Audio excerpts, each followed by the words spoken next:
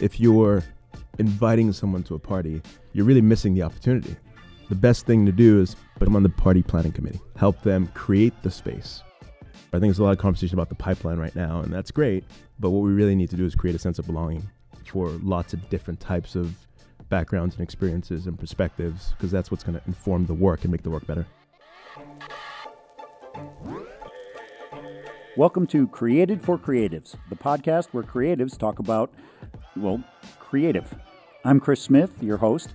In this episode, we're talking creative data use and transformative business impact. That sounds like a very big deal. It's one of the categories at this year's London International Awards, and I'm talking to two of the jurors judging that category.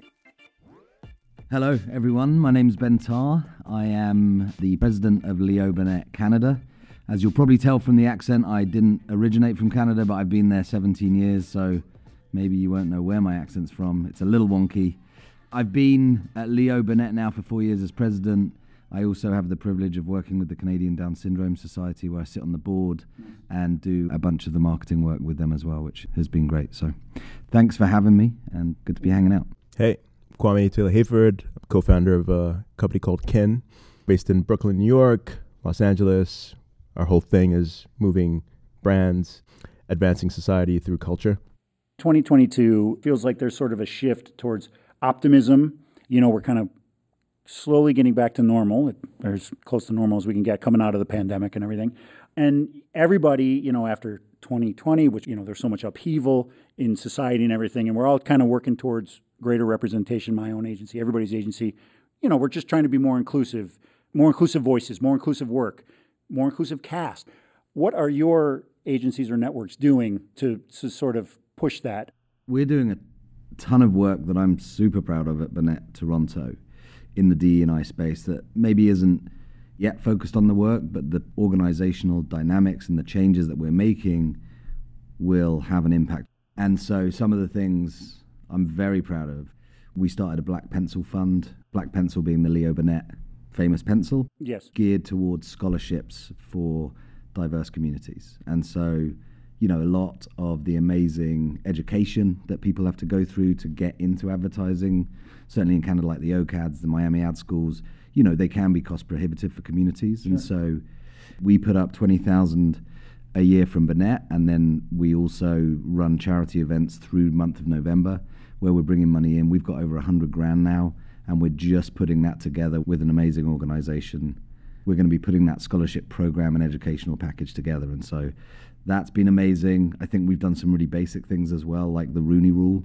So every interview has to have a candidate from the female side, and also diversity in BIPOC and so on. So very happy to see the numbers and the stats that are coming through over the last 3 years.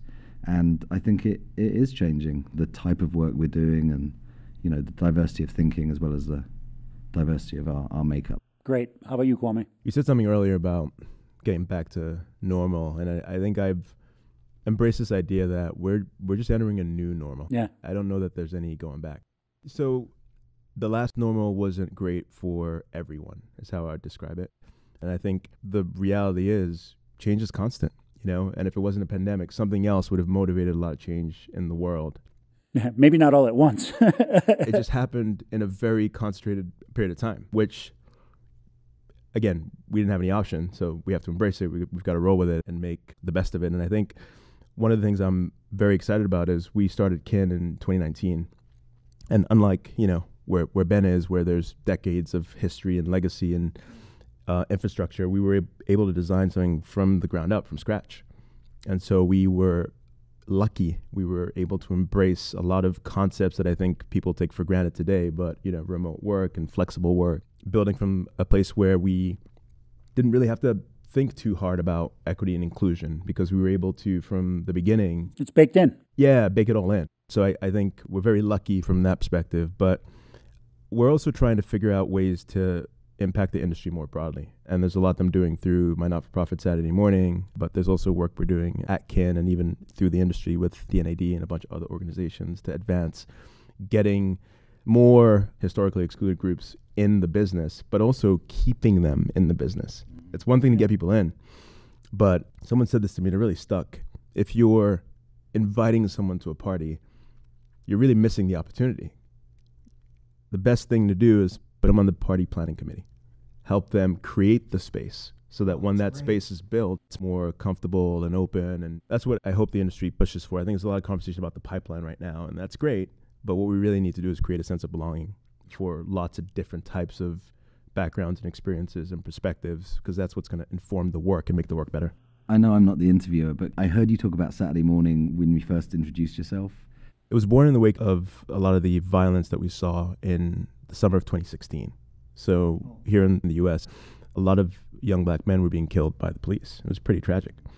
My co-founders and I felt there was just an opportunity for us who had, grown up in advertising and really, cut our teeth on building these big global brands to take those skills and apply them to the challenge of racial bias and injustice. So Saturday Morning was born then, and we were fortunate. We were warmly embraced by the industry and immediately got a few sort of inbound calls from, Mark Pritchard at P&G and Spotify and Facebook and IBM, the list goes on. And working with those brands, we've been able to co-create really impactful programs that help elevate the conversation on those issues. It's been a ton of fun. It's also been a lot of work. I love that you're doing that while you are getting the company off the ground. I'm impressed. As someone who's trying to build an agency myself, we just started 19 months ago. Wow. We're trying to do the same thing. We're trying to build a culture that's inclusive and all that kind of stuff, and it's hard and it's a lot of work, and I'm going to steal a lot of y'all's ideas. Kwame is my new motivational coach. It's been a ton of fun, and I feel like, it's not work if you're really passionate about it, and everyone, has their thing they're doing day to day, but we come together nights and weekends, and it doesn't feel arduous or tough because we're able to, work collaboratively and also be very focused, which helps get a lot done. Yeah, and meanwhile, you got clients that need their work done too. So yeah, for sure. The client piece is always interesting. Saturday Morning, that's the name, right? The name was born out of a Martin Luther King quote. It talks about how Sunday is the most divisive day in America because we all go to our different houses of worship. And in that moment, we're never more apart when we're doing that. But so what if we made Saturday morning an opportunity for us to convene and to find common ground and to collaborate and work together? And wow. Yeah, it was really inspiring. Yeah, that's even deeper. I thought it was just that was the only time you guys had to It's do that it. too, but it's more the MLK quote. Yeah. Wow. Well, you guys are on the Transformative Business Impact and Creative Use of Data jury. That's a lot. Yep. I'm just radio. Jury discussion day, the metal discussion day is tough. It's a long day, and by the end of it, I know my brain is always mush. So you guys seem to be holding up pretty good. Good. We had a great group, actually. Awesome group. And it didn't feel like a long day. A lot of good discussion and debate, and I love that we were able to convince each other of things. I think everyone had strong opinions, but was open to discussion, debate, It was nice to push on certain things and have those perspectives embraced, I guess. Yeah, and it can get heated, but everybody really does seem, at least, at this show, like they want to award the best work, not personal agendas or whatever. It's like, no, we want the best thing to win because it kind of reflects on us. It was really respectful, really fun. And yeah, like you say, we pushed ourselves to be hard about what was going to medal at the top. It is about world-class work. What was the three pieces that Adrian kept pushing? There were a couple. But maybe before I answer that, it was also interesting for us because our category is a bit newer. And there were lots of areas where we were able to refine, I guess, the interpretation of the category descriptions. I think we had quite a few conversations about moving certain pieces of work into different, subcategories, like within our broader category, just because we knew they'd be more successful. And I think there was good opportunity for us to elevate work that really deserved to be talked about. And I like that this show allows that flexibility. Yeah. Maybe they got confused. They entered it in the wrong category, but it's Exactly. worth recognition. We should move it. It happens all the time. So I'm glad that happens at other juries as well. And, the three criteria that Adrian and our jury president established were, is it world first, is it world class, or is it world changing? Man, I'm And stealing it was that. interesting looking at the work through that lens because it really just parses a lot of things out, especially as you get into the trophy discussions about what should be grand versus gold versus silver. All right, so moving on to the work and the judging.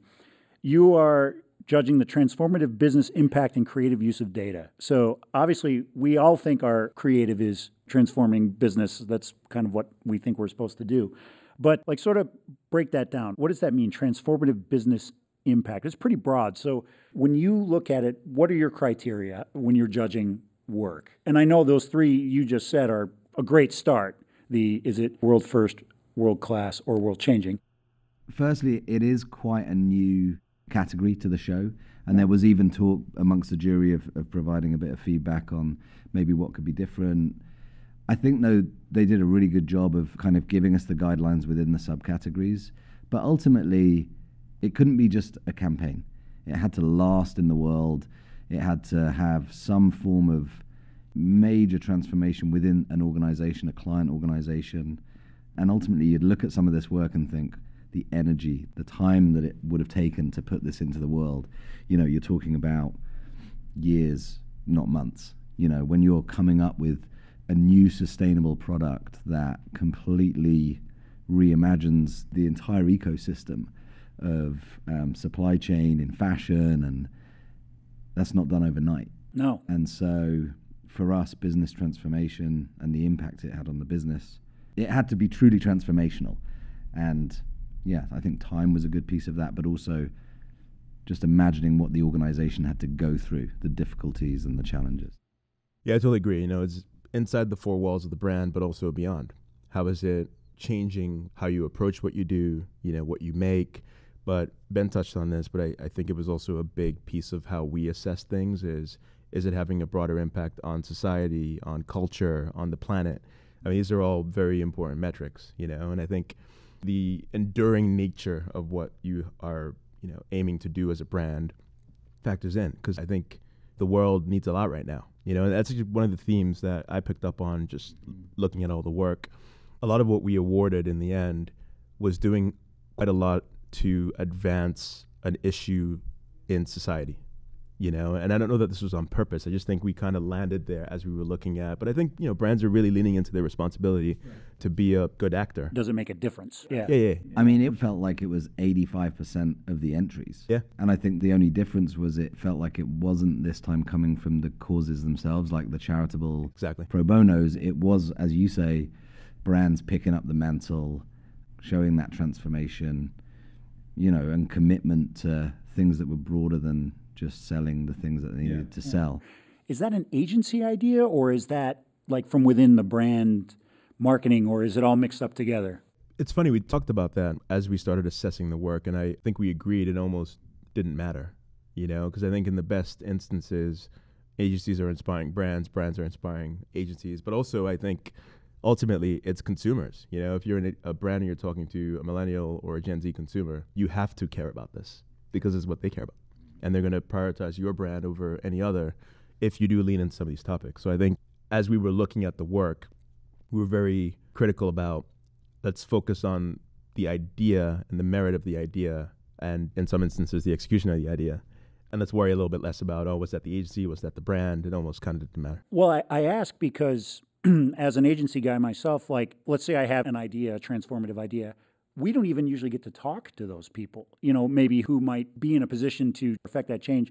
So, like, bravo to anybody who can actually get that done. Yeah. You know, you're kind of siloed. You're just talking to the marketing people all day, every day. But let me talk to the logistics guy. Let me talk to the supply chain guy, you know. I do feel that's a huge opportunity for agencies. I spent a couple of years working in-house at a brand, and I think that was my biggest learning is agency people, we focus on talking to, you know, the CMO and to the heads of marketing and the people who are, for the most part, responsible for messaging. Yeah. And we rarely go beyond that. And there's a massive opportunity for creative thinking to help move a business, move a company, if it's channeled in the right way and if it's, you know, plugged in and connected and if it's, you know, strategic and thoughtful. And that's part of what was very exciting for me being a part of this jury, is just seeing how creative thinking could manifest in so many different ways and really help materially move a business. And to be honest, it's a lot of the work that we do. We get very excited about that. You struck upon the theme that I think is absolutely correct. Like, there was so much about good and causal, and I think it's right. I think we've got to see that. I think the watch out, you know, for anyone listening to this is, and it will probably sound really basic, but you've got to link it to an authentic part of the brand. And we saw a lot that didn't. Yeah. And we started to question, where's your role here truly? Like, great idea, but I'm not buying it from you. Yeah. Yeah, like your BS detector goes off immediately. We see it in radio and just like, oh, come on. Like, this is a reach.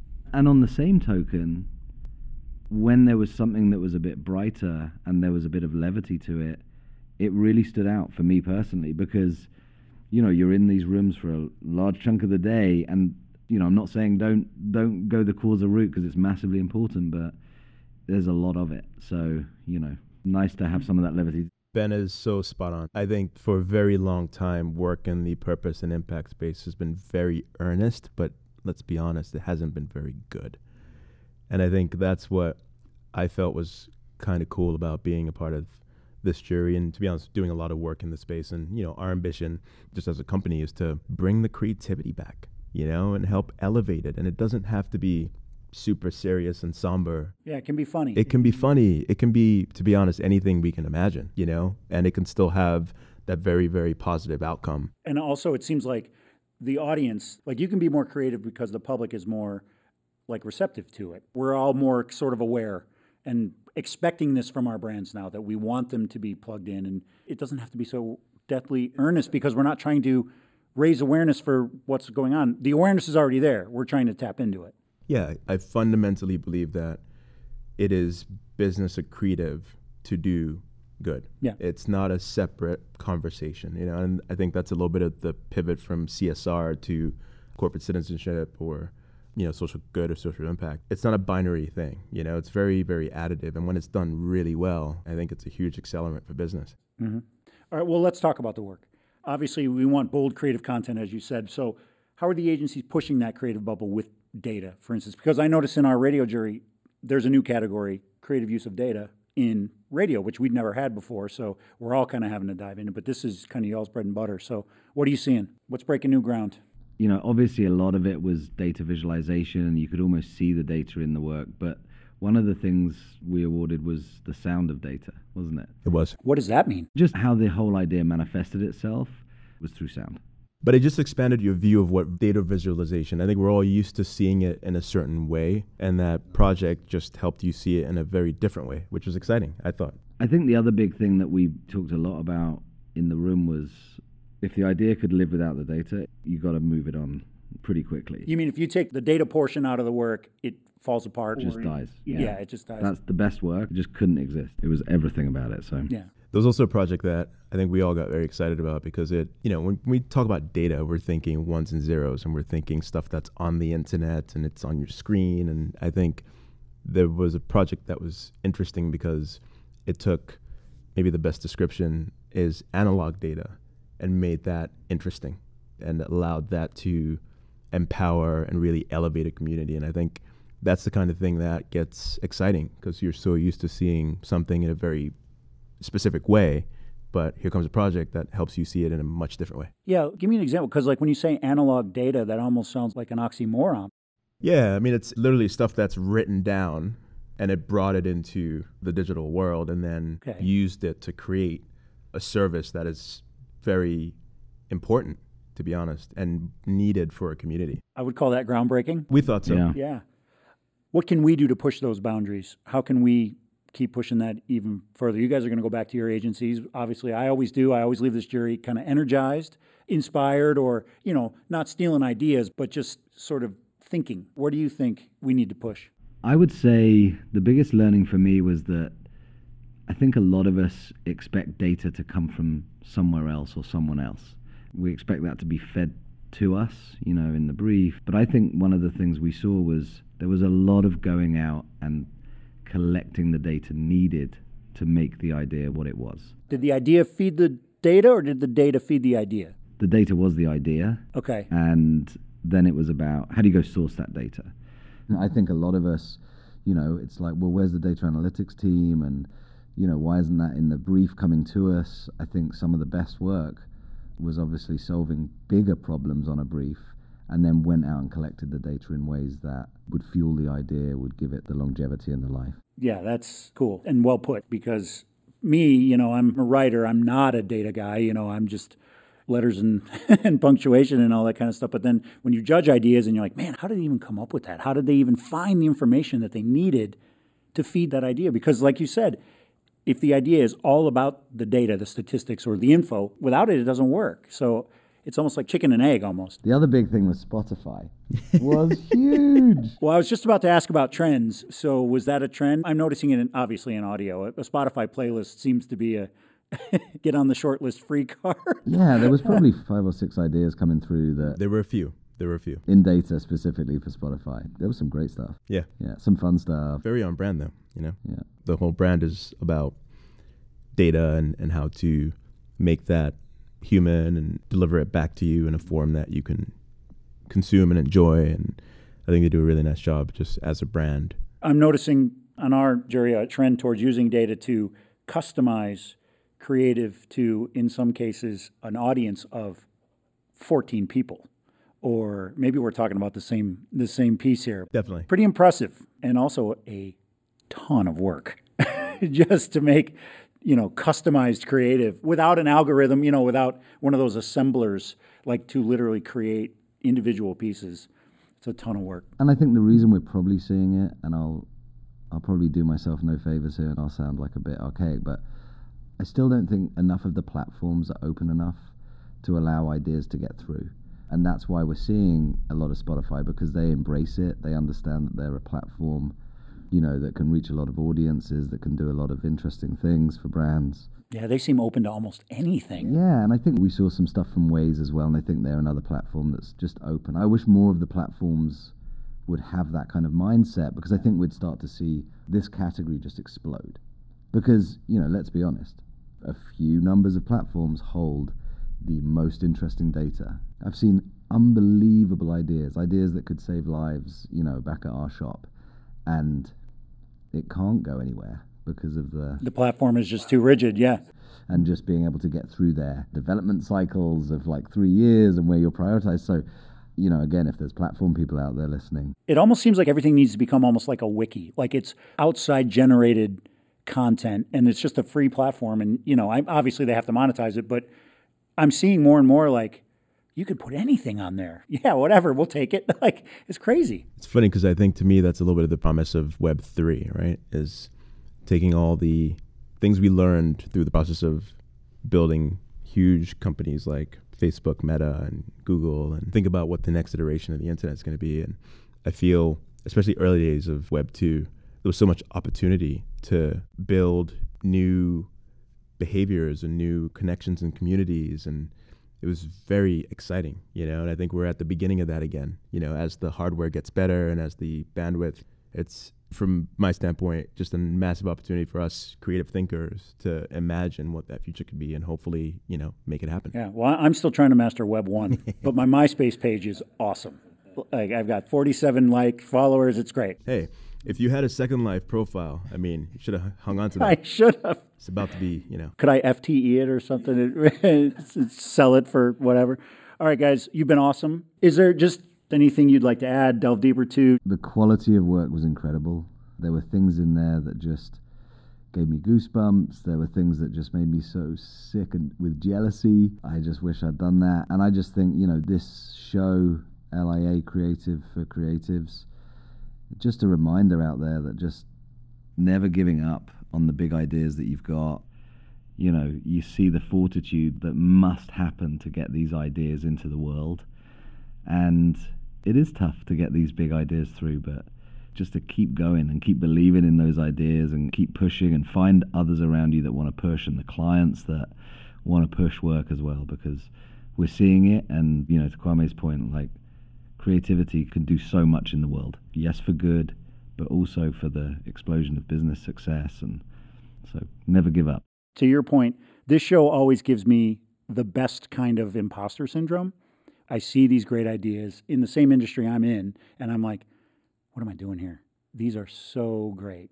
It just inspires you, but you get that little moment, that jealousy of just like, man, I don't know if I could have come up with that. How about you, Kwame? You get the last word. I think I'll just say thank you. It's nice to be in person again and to hang out with Ben and be in a room with a bunch of other creative people talking about ideas. I think felt like a reunion, right? It felt good. And, I think someone was sharing, it's much harder in some instances to create the same energy and sense of community and have discussion and debate and still keep the energy good on Zoom or virtually. So I think that's always going to have a role. It's just, I think, the reality of the world moving forward. But I think it's cool to also find opportunities to convene and to spend some time together and to talk about what we do in its best form, which I think has incredible power to create change and inspire things in people. Ben Tarr is the president of Leo Burnett Group Toronto, and Kwame Taylor-Hayford is an entrepreneur and the co-founder of Kin. They're both judges in the 2022 London International Awards. I'm Chris Smith, Principal and Chief Creative Officer of Plot Twist Creativity and one of 3 hosts of Created for Creatives. The producer is Sarah Knights. The theme music is by Brian Yessian of Yessian Music. The manager is Larissa Levy from the London International Awards.